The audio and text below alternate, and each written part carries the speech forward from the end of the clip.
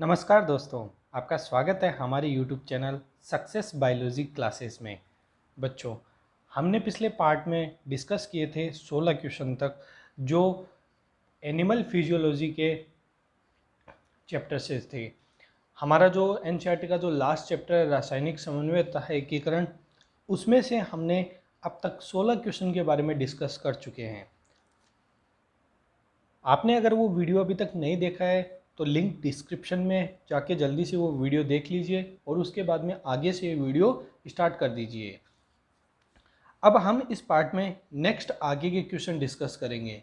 देखो दोस्तों, वीडियो थोड़ा छोटा बन रहा है क्योंकि अभी चैनल को हमने स्टार्ट किया है। धीरे धीरे जब बच्चे इस पर जुड़ेंगे, वीडियो की लेंथ और बढ़ा दी जाएगी और आपको और भी मटेरियल प्रोवाइड करवा दिया जाएगा।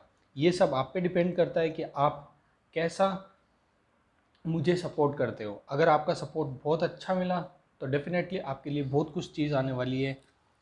तो चलिए अभी वीडियो को स्टार्ट करते हैं। हमारा 16 नंबर वाला क्वेश्चन डिस्कस हो गया था। अब हम 17 नंबर वाले क्वेश्चन पर चलते हैं और देखते हैं कि उसमें हमें क्या पूछा गया है। तो चलिए 17 नंबर वाला क्वेश्चन डिस्कस करते हैं। क्वेश्चन को आपको गौर से पढ़ना है क्योंकि लगभग क्वेश्चन ही आपका हर प्रॉब्लम का सॉल्व दे देगा कि प्रॉब्लम की क्वेश्चन कैसे आया है। जैसे देखिए, एक मिनट रुकिए।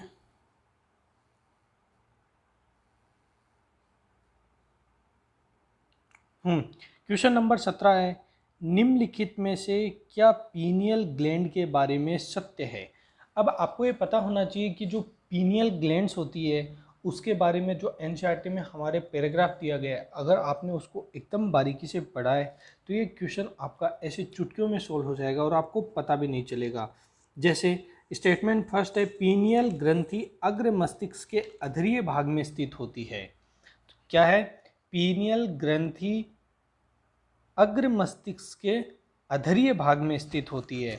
देखिए एनसीईआरटी में साफ साफ लिखा हुआ है कि जो पीनियल ग्लैंड होती है वह अग्र मस्तिष्क के पृष्ठीय भाग में स्थित होती है। तो यहाँ पे क्या आएगा? पृष्ठीय भाग। तो जो पहला स्टेटमेंट है वो क्या हो गया? पूर्ण रूप से गलत हो गया। इसके बारे में हमें पता चल गया। उसके बाद में दूसरा स्टेटमेंट पढ़ते हैं कि पीनियल ग्लैंड्स मिलेटोनिन हार्मोन स्रावित करती है। बिल्कुल, पीनियल ग्लैंड मिलेटोनिन हार्मोन स्रावित करती है और यही हार्मोन हमारी त्वचा के रंग को निर्धारित करता है। बिल्कुल। उसके बाद में मिलेटोनिन हमारे शरीर की दैनिक लयबद्धता का में महत्वपूर्ण कार्य निभाता है। जैसे मान लीजिए कि आप सुबह 6 बजे उठ जाते हैं। अगर आपने कंटिन्यू एक ही टाइम पर उठना स्टार्ट कर दिया तो 5 या 10 दिन बाद में आप देखोगे कि आप उसी टाइम पर ऑटोमेटिक उठ जाते हैं या फिर आपकी आंख उस समय खुल जाएगी। ऐसा क्यों होता है? क्योंकि हमारी जो पीनियल ग्लैंड्स होती है वो क्या होती है? एक्टिवेट हो जाती है और उससे मेलेटोनिन हार्मोन स्रावित होता है, जो हमारी दैनिक लयबद्धता है कि हमें इतने बजे सोना है तो उस समय नींद आती है, इतने बजे जगना है तो उस समय जग जाते हैं। सारी किसकी वजह से होती है? पीनियल ग्लैंड्स की वजह से होती है। तो ये कथन भी बिल्कुल सत्य है। तो सत्य कथन पूछा है तो इसमें सही आंसर क्या हो जाएगा? इसमें आंसर सही हो जाएगा सेकंड व थर्ड। असत्य कथन पूछता तो एक आता, मतलब जो कथन फर्स्ट है वो गलत होता। उसके बाद में अगले क्वेश्चन पे चलते हैं। Question number 18। हिंट में भी मैंने डाल दिया कि कथन में अधरीय भाग की जगह पृष्ठ भाग आएगा। ठीक है। उसके बाद में अगला क्वेश्चन है, थायराइड की दोनों पालियां किस ऊतक के द्वारा आपस में जुड़ी रहती है। सबसे आसान क्वेश्चन है। फ्रेनुलम, ये तो जीभ जुड़ी रहती है हमारी मुख गुहा से। फंडिस, ये आमाशय का भाग है। स्तमस, ये सही आंसर होगा। जो स्तमस होता है वो क्या करता है? थायराइड की दोनों पालियों को आपस में जोड़ने का काम करता है। थायराइड का चित्र आपने देखा होगा, ऐसे से जो हमारी ये जो ट्रेकिया है उसके दोनों तरफ स्थित होती है और ये आपस में जुड़ी रहती है। किसके द्वारा जुड़ी रहती है? ये एक संयोजी ऊतक के द्वारा जुड़ी रहती है जिसका नाम क्या है? स्तमस। इतनी चीज़ क्लियर हो गई। चलिए बच्चा आगे चलते हैं। प्रश्न नंबर 19। देखो इसमें थोड़े ज़्यादा स्टेटमेंट है क्योंकि ये थोड़ा बड़ा पैराग्राफ था, इसलिए आपको इस पैराग्राफ को एकदम ध्यान से पढ़ना है और डेफिनेटली अगर आपने ये क्वेश्चन सही कर लिया तो फिर आपको इस चैप्टर से कोई भी दिक्कत नहीं होगी। जैसे थायराइड ग्रंथि भरण ऊतकों और पुटकों से मिलकर बनी होती है, बिल्कुल सही स्टेटमेंट है। जो थायराइड ग्रंथि होती है वो क्या होती है, भरण ऊतकों और पुटकों से मिलकर बनी होती है, बिल्कुल सही है। उसके बाद में प्रत्येक थायराइड पुटक एक गुहा को घेरे रहते हैं जिसे पुटक कोशिका कहते हैं। बिल्कुल, जो थायराइड के जो पुटक होते हैं वो एक गुहा को घेरे रहती है जिसे क्या कहते हैं, पुटक कोशिका। और इन्हीं पुटक कोशिका से दो हार्मोन स्रावित होता है, एक तो T4 जिसे थायरोक्सिन हार्मोन कहते हैं और दूसरा T3 हार्मोन। तो इस स्टेटमेंट में भी किसी भी प्रकार की कोई दिक्कत नहीं है। उसके बाद में जो अगला स्टेटमेंट है कि थायराइड हार्मोन के सामान्य दर से संश्लेषण के लिए आयोडीन की आवश्यकता होती है। हम भोजन में अगर आयोडीन की अच्छी मात्रा लेंगे तो उससे क्या होगा, थायरोक्सिन हार्मोन के सामान्य संश्लेषण को मदद मिलेगी। तो ये स्टेटमेंट भी बिल्कुल सही है। उसके बाद में हमारे भोजन में थायराइड की कमी से गलगंड व अधिकता से अब थायराइड रोग हो जाता है, ये सरासर गलत है। थायराइड की कमी से तो कौन सा रोग हो जाता है, अब थायराइड रोग, जिसे क्रीटेनिज्म, वामनता या बोनापन भी कहते हैं, ठीक है। और जो थायराइड की अधिकता से कौन सा रोग हो जाता है, गलगंड। आपने देखा होगा गला लटक कर बाहर आ जाता है, उसे क्या कहते हैं, गलगंड या घेंगा रोग। तो ये किसकी कमी से होता है, थायराइड की कमी से, थायराइड की अधिकता की वजह से। तो ये स्टेटमेंट बिल्कुल गलत है। उसके बाद में ये देख लिया। और उसके बाद में बात करते हैं 6 नंबर स्टेटमेंट की। गर्भावस्था में अवथायराइडता, मतलब अगर गर्भावस्था में अवथायराइडता, थायराइड की कमी है के कारण गर्भ में विकसित बालक की वृद्धि विकृत हो जाती है। इससे बच्चा क्रीटेनिज्म, वामनता या मंद बुद्धि का उत्पन्न होता है। तो अवथायराइडता की कमी से गर्भावस्था में जो बच्चा है अगर उसमें थायराइड की कमी हो जाए तो उससे कैसा बच्चा उत्पन्न होगा, क्रीटेनिज्म या वामनता या मंद बुद्धि वाला। वयस्क स्त्रियों में अवथायराइडता मासिक चक्र को एनिमित कर देता है, बिल्कुल सही बात है। जो वयस्क स्त्रियां होती है उनमें क्या होता है कि जब थायराइड की कमी हो जाती है तो क्या होता है, उनका जो मेंस्ट्रुअल साइकिल्स होता है वो क्या होता है, एनिमित हो जाता है। तो ये कथन भी बिल्कुल सत्य है। यहाँ एक कथन गलत था और बाकी सारे कथन सही थे। तो 7 में से हमारा आंसर कितने, 6 कथन बिल्कुल सत्य है। तो यहाँ पे हमने टिक लगा दिया 6 के। यहाँ हिंट में भी डाल दिया कि जो थायराइड की कमी से कौन सा रोग हो जाता है, अवथायराइडता या क्रीटेनिज्म या वामनता, और अधिकता से गलगंड या घेंगा रोग। इतनी चीज़ एकदम से क्लियर हो जानी चाहिए। इसमें किसी भी प्रकार का डाउट हो तो आप मुझे कमेंट करके पूछ सकते हैं, मैं आपका हर एक डाउट क्लियर करने की कोशिश करूँगा। चलिए बच्चों, अगले प्रश्न पे चलते हैं। प्रश्न नंबर 20, थायराइड ग्रंथि के कैंसर अथवा इसमें गांठों की वृद्धि से थायराइड हार्मोन के असामान्य रूप से अधिक हो जाना क्या कहलाता है। देखिए, कई बार क्या होता है कि जो थायराइड ग्रंथि का कैंसर हो जाता है, और कैंसर का मतलब ही ये होता है कि वो सेल्स अत्यधिक मात्रा में ग्रोथ करने लग जाती है, और ग्रोथ करेगी तो अत्यधिक मात्रा में थायराइड हार्मोन का प्रोडक्शन करेगी, और असामान्य रूप से वृद्धि हो जाएगी उसमें जो थायराइड हार्मोन है। तो वह स्थिति क्या कहलाती है, उस स्थिति को कहते हैं थायराइड अतिक्रियता। तो इसे क्या कहेंगे, थायराइड अतिक्रियता। ध्यान में रखना है, क्वेश्चन आ सकता है, घुमा के पूछ सकता है, लेकिन इससे बाहर नहीं जाएगा। उसके बाद में अगला प्रश्न है क्वेश्चन नंबर 21। देखते हैं क्वेश्चन नंबर 21 क्या है कि निम्नलिखित में से कौन सा कार्य थायराइड ग्रंथि का है। तो निम्नलिखित में से कौन सा कार्य थायराइड ग्रंथि का है। पहला स्टेटमेंट है कि थायराइड ग्रंथि आधारीय उपापचय दर के नियमन में महत्वपूर्ण भूमिका निभाती है। जो थायराइड ग्रंथि होती है वह क्या करती है, आधारीय उपापचय के दर के नियमन में महत्वपूर्ण भूमिका निभाती है। बिल्कुल सही बात है। जो थायराइड ग्रंथि है उसका कार्य ये होता है कि वह आधारीय उपापचय दर के नियमन में महत्वपूर्ण भूमिका निभाती है। इसके अलावा आरबीसी के निर्माण में सहायक है। बिल्कुल, थायराइड जो ग्रंथि होती है वह आरबीसी के निर्माण में भी सहायक होती है। तो यहाँ से ये चीज़ ध्यान रखना है कि जो आरबीसी का निर्माण है ना, उनसे भी घुमा के क्वेश्चन पूछ सकता है आपको पूरी एनसीईआरटी में से, कि जो आरबीसी का निर्माण है इसमें कौन सी ग्रंथि सहायक होती है। तो आपको यहाँ पे आंसर आ जाएगा थायराइड ग्रंथि, अगर ऑप्शन में दी हो।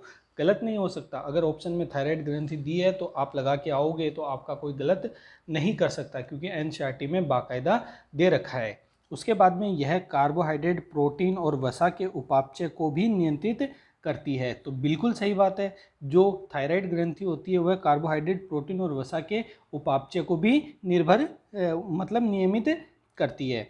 उसके अलावा जल और विद्युत अपघटय का नियमन भी थायराइड हार्मोन के द्वारा किया जाता है। बिल्कुल सही बात है, जो जल और विद्युत अपघटय होते हैं उनका नियमन भी किसके द्वारा किया जाता है? थायराइड हार्मोन के द्वारा। यह रक्त में कैल्शियम आयन के स्तर को बढ़ाता है। बिल्कुल गलत है। देखो, जो थायराइड ग्रंथि है उससे निकलने वाला हार्मोन कौन सा है? उससे निकलने वाला हार्मोन है TCT, जो कल भी हमने डिस्कस किया था। तो ये क्या करता है, जो थायराइड ग्रंथि से जो हार्मोन निकलेगा वो क्या करेगा? कैल्शियम आयन के स्तर को कम करेगा, और जो पैराथायराइड हार्मोन है वो क्या करेगा? कैल्शियम आयन के स्तर को बढ़ाएगा, जिसे हम बोलते हैं PCT, उसको पैराथायराइड हार्मोन। तो ये चीज़ आपको क्लियर हो जानी चाहिए। इस हिसाब से हमारा आंसर क्या बनता है? क्वेश्चन 1, जो फर्स्ट ऑप्शन है वही हमारा आंसर होगा। उसके बाद में बच्चों अगले प्रश्न पे चलते हैं। क्वेश्चन नंबर 22, थायराइड ग्रंथि से एक प्रोटीन हार्मोन थायरोकैल्सिटोनिन TCT, कौन सा हार्मोन? थायरोकैल्सिटोनिन हार्मोन का भी स्राव होता है, जो रक्त में कैल्शियम आयन के स्तर को कम करता है। जो कैल्शियम आयन के स्तर को कम करता है, तो ये इसका जो स्टेटमेंट है वो क्या हो जाएगा? जो कैल्शियम आयन के स्तर को क्या करता है? कम करता है। ये कथन क्या है? बिल्कुल सही है, गलत है? बताओ।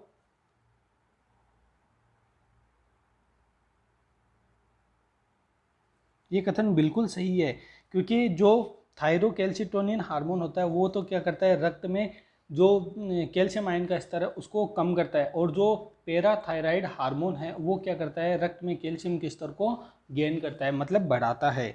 तो इसका आंसर क्या हो जाएगा? Option number 1। उसके बाद में क्वेश्चन नंबर 23 पे चलते हैं। क्वेश्चन नंबर 23 है, पैराथायराइड हार्मोन PTH नामक एक पेप्टाइड हार्मोन का स्राव मुख्य रूप से किसके द्वारा किया जाता है? तो इसमें ऑप्शन के अकॉर्डिंग हमें देखना है। पहले तो ये पता होना चाहिए कि जो ए वाला पोर्शन ये कौन सा है, तो ये कौन सा भाग है? थायराइड। बी वाला कौन सा है? पैराथायराइड। और पैराथायराइड कितने जोड़े होते हैं? 2। और टोटल पूछ ले तो कितने हैं? 4। कितने हैं? 4। उसके अलावा जो पैराथायराइड हार्मोन है ये कैसा हार्मोन है? एक पेप्टाइड हार्मोन है। जबकि हमने जो अभी हार्मोन पढ़ा था PCT, वो कैसा था? एक प्रोटीन हार्मोन था। ध्यान रखना है TCT, ध्यान रखना है। यहाँ से क्वेश्चन आपको घुमा के पूछ सकता है कि पैराथायराइड हार्मोन एक किस प्रकार का हार्मोन है? पेप्टाइड हार्मोन है, प्रोटीन हार्मोन है, कौन सा हार्मोन है? तो आपको फिर उसका आंसर देना पड़ेगा। तो ये तो हो गया थायराइड, ये हो गया पैराथायराइड। तो हमारा आंसर क्या हो जाएगा इसमें? Option number B. ठीक है, ये हमारा आंसर हो जाएगा। और ये सी क्या है? श्वास नली। यहाँ पे मैंने इसको डाल भी दिया है, हिंट में डाल दिया है कि जो ऑप्शन दे रखे हैं वो कौन कौन से हैं। ए पहला है थायराइड ग्रंथि, दूसरा है पैराथायराइड ग्रंथि, और तीसरा कौन सा है? श्वास नली। उसके बाद में अगले क्वेश्चन पे चलते हैं। हमारे शरीर में कैल्शियम आयन का संतुलन बनाने में महत्वपूर्ण भूमिका कौन निभाता है? तो देखिए बच्चों, जो हमारा शरीर है उसमें कैल्शियम आयन को बढ़ाएगा वो तो कौन है? वो तो है PTH, पैराथायराइड हार्मोन। और जो कम करेगा वो कौन सा है? TCT। तो दोनों मिलकर इसको संतुलित करते हैं। तो इसका सही आंसर क्या हो जाएगा? दोनों, मतलब थायरोकैल्सिटोनिन हार्मोन और साथ में पैराथायराइड हार्मोन मिलकर साथ में काम करेंगे। तो बच्चों यहाँ तक समझ में आ गया। तो अगले प्रश्न पे चलते हैं। अगला प्रश्न है, निम्नलिखित में से असत्य कथन क्या है? तो 25 के अंदर असत्य कथन के बारे में देखना है कि कौन सा कथन असत्य है। PTH पैराथायराइड हार्मोन अस्थि पर कार्य करता है और अस्थि अवशोषण में सहायता करता है। तो बिल्कुल ये बात बिल्कुल सही है। PTH वक्र नलिकाओं से कैल्शियम आयन के पुनर्अवशोषण एवं पचित भोजन से कैल्शियम के अवशोषण को प्रेरित करता है।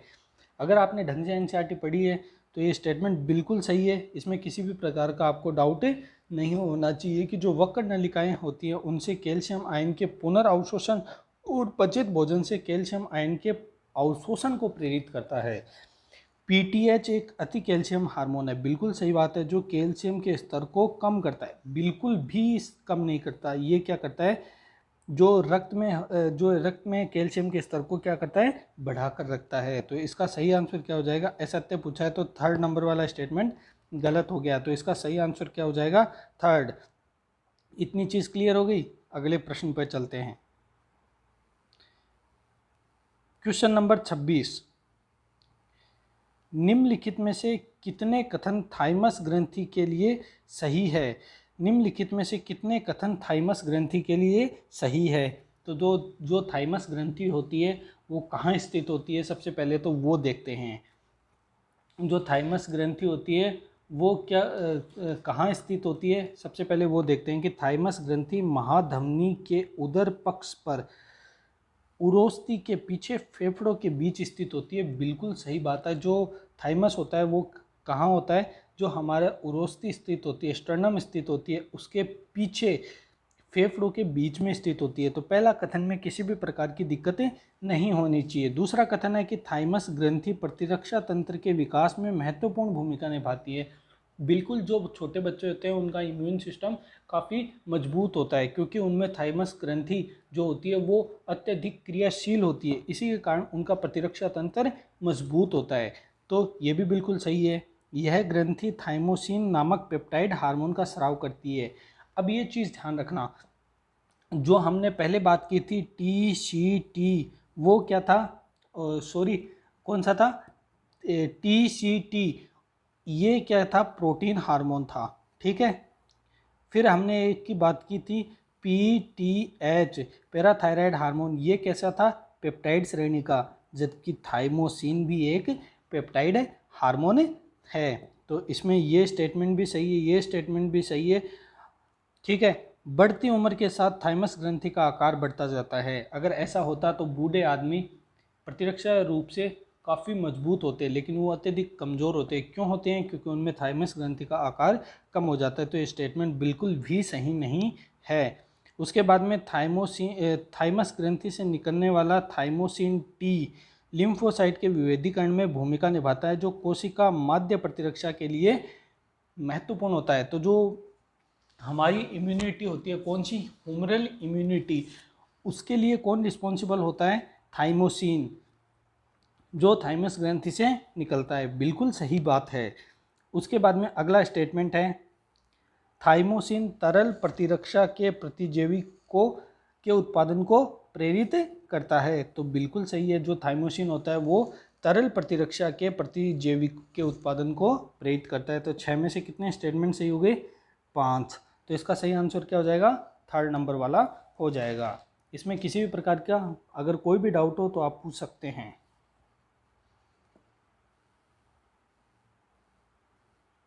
उसके बाद में अगला क्वेश्चन 27 नंबर का क्वेश्चन है।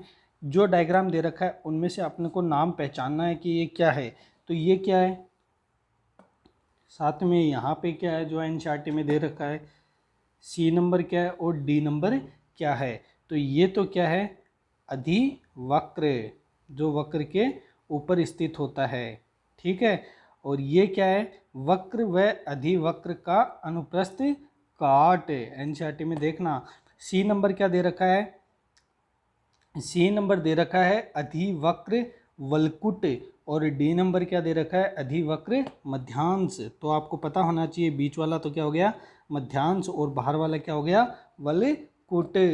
तो यहाँ से जो ऑप्शन सही है उसको देख लेंगे कौन से वाले ऑप्शन में सही है। चौथा वाला ऑप्शन बिल्कुल सही है, तो ये हमारा आंसर हो जाएगा।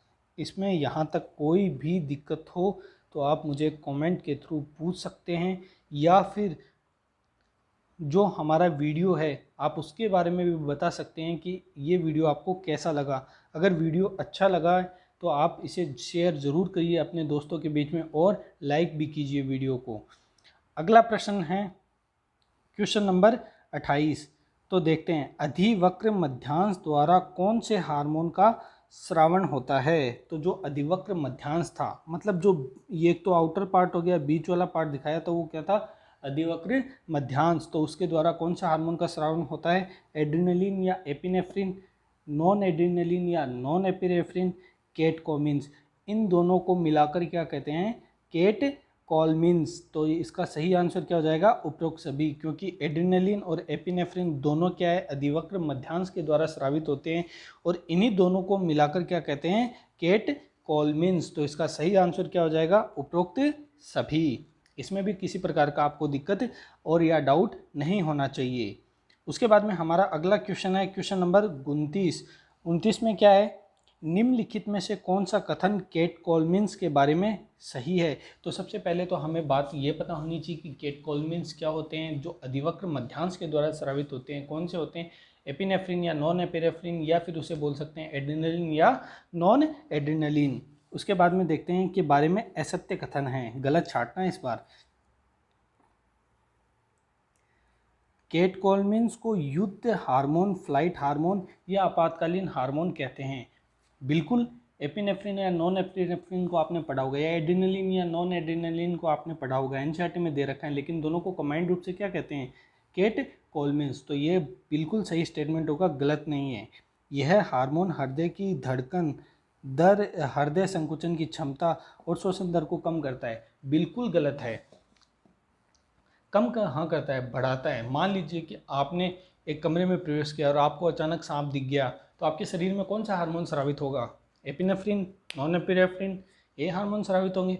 इससे क्या होगा, आपकी श्वसन दर बढ़ जाएगी, हृदय संकुचन की क्षमता भी बढ़ जाएगी, हृदय की धड़कन भी बढ़ जाएगी, तो कम कहाँ हुई। तो ये सरासर गलत हो गया। उसके बाद में केटकोमिन्स ग्लाइकोजन के विखंडन को प्रेरित कर रक्त में ग्लूकोज के स्तर को बढ़ाता है। बिल्कुल सही स्टेटमेंट है, इसमें कोई भी प्रकार का दिक्कत नहीं है। जो ग्लाइकोजन के विखंडन को प्रेरित करता है और साथ में क्या करता है, रक्त में ग्लूकोज के स्तर को बढ़ाता है, साथ ही साथ लिपिड और प्रोटीन के विखंडन को भी प्रेरित करता है। तो यहाँ इस स्टेटमेंट में किसी भी प्रकार की दिक्कत नहीं है। तो इसका सही आंसर क्या हो जाएगा, ऑप्शन 4, जहाँ कथन 2 लिख रखा है। ध्यान रखना, क्योंकि ये होगा नहीं, ये भी नहीं होगा, ये भी नहीं होगा, यहाँ कथन 2 लिख रखा है कि कौन सा गलत है। ठीक है। उसके बाद में अगला प्रश्न है प्रश्न नंबर 30। ठीक है, प्रश्न नंबर 30 क्या है कि कौन सा निम्नलिखित में से कौन सा अधिवक्र वल्कुट के भाग है। अब आपको एक चीज़ ध्यान में रखनी है, मध्यांश 2 हार्मोन याद रख लिए, जो हमने बात की थी कि एड्रेनलिन और नॉन एड्रेनलिन, उसे सम्मिलित रूप से क्या कहते हैं, केटकोमिन्स। अब बात करते हैं कि जो अधिवक्र वल्कुट होता है, तो देखिए इसके 3 पार्ट होते हैं। जो इनर पार्ट होता है उसको क्या कहते हैं, रेटिकुलेरिस। जो मिडल पार्ट होता है उसे क्या कहते हैं, फेसिकुलेटा। और जो आउटर पार्ट होता है उसे क्या कहते हैं, ग्लोमेरुसा। इस कोड को याद कर लीजिए, इससे आपका एक क्वेश्चन बिल्कुल सही हो जाएगा। क्योंकि आपको ज़रूरी नहीं है, ऐसे भी पूछ सकता है कि जो इनर पार्ट है अधिवक्र वल्कुट का इनर भाग क्या कहलाता है। तब आपको अगर ये क्रम याद होगा ना कि IMORFG 2-3 बार याद करोगे, आसानी से याद हो जाएगा। और ये आपके इस प्रश्न को सही कराने के लिए 101% आपका क्वेश्चन सही होगा। उसके बाद में अगला प्रश्न है क्वेश्चन नंबर 31। क्वेश्चन नंबर 31 क्या है कि अधिवक्र वल्कुट से स्रावित हार्मोन सम्मिलित रूप से क्या कहलाते हैं। तो देखो केटकोमिन्स तो होगा नहीं, क्योंकि केटकोमिन्स क्या है, अधिवक्र मध्यांश से स्रावित होता है। जबकि अधिवक्र वल्कुट से कौन से हार्मोन स्रावित होते हैं को सम्मिलित रूप से क्या कहते हैं, कोर्टिकोस्टेरॉइड हार्मोन या कोर्टिकोइड। तो इसको सही आंसर क्या हो जाएगा, सेकंड व थर्ड दोनों। ठीक है। उसके बाद में अगले प्रश्न पे चलते हैं। कोर्टिसोल है। अब देखो कोर्टिसोल में आ जाते हैं अपन। तो ये क्या है, ग्लूकोकोर्टिकोइड्स है, बिल्कुल है। कार्बोहाइड्रेट के उपापचय में संलग्न है, बिल्कुल है। और तो ये दोनों सही हो गए, तो सही आंसर क्या हो गया, उपरोक्त दोनों। कोई भी दिक्कत इसमें नहीं होनी चाहिए।